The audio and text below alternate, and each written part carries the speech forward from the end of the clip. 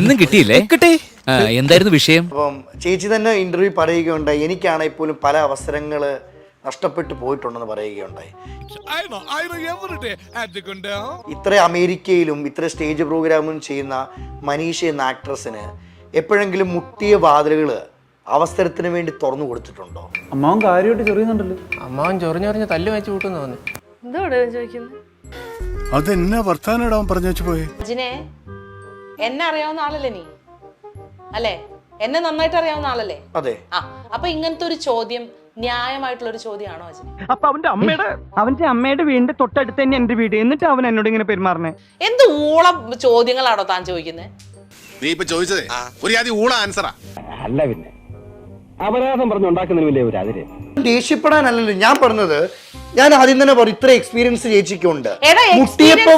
മുട്ടുമ്പോ തുറക്കുന്നതാണോ experience? ഇവനെന്തൊരു തോൽവിയാടാ. ആൾക്ക് തീരെ വിദ്യാഭ്യാസം വിവരമൊന്നും ഇല്ലേ. വീട്ടിൽ പറയുള്ളൂ തെണ്ടി. വീട്ടിൽ പോയിട്ട് അമ്മയുടെ അടുത്ത് ചോദിക്കോ ഇങ്ങനെ?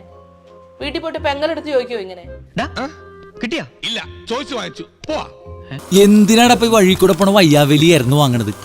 അയ്യോ, അതിപ്പോ പുതിയതൊന്നും അല്ലല്ലോ, ഇവന്റെ സ്ഥിരം പരിപാടിയല്ലേ.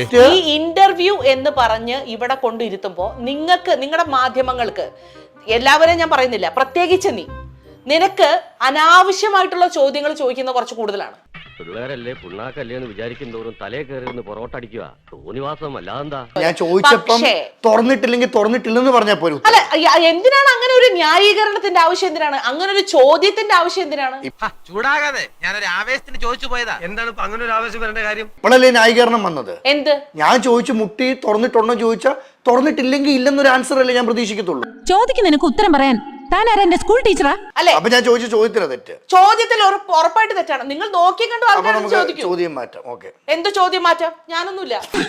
സംസ്കാരം ഇല്ലാത്ത ഇവനോട് സംസാരിക്കാൻ ഞാനില്ല.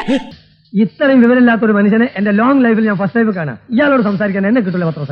ഞാൻ നിന്റെ അടുത്ത് ഇത് പ്രതീക്ഷിച്ചില്ല അജിനെ, സത്യമായിട്ട്. ഞാൻ ഒരിക്കലും എന്തായാലും വളരെ മോശമായി പോയി അഭിലാഷേ, വളരെ മോശമായി പോയി. ഇത്തരം ചോദ്യങ്ങൾ എന്റെ കൺമുന്നിൽ നിന്ന് പരിചയമുള്ള ആൾക്കാർ ചോദിച്ച ചെപ്പക്കുറ്റി അടിച്ച് ഞാൻ പൊടിക്കും.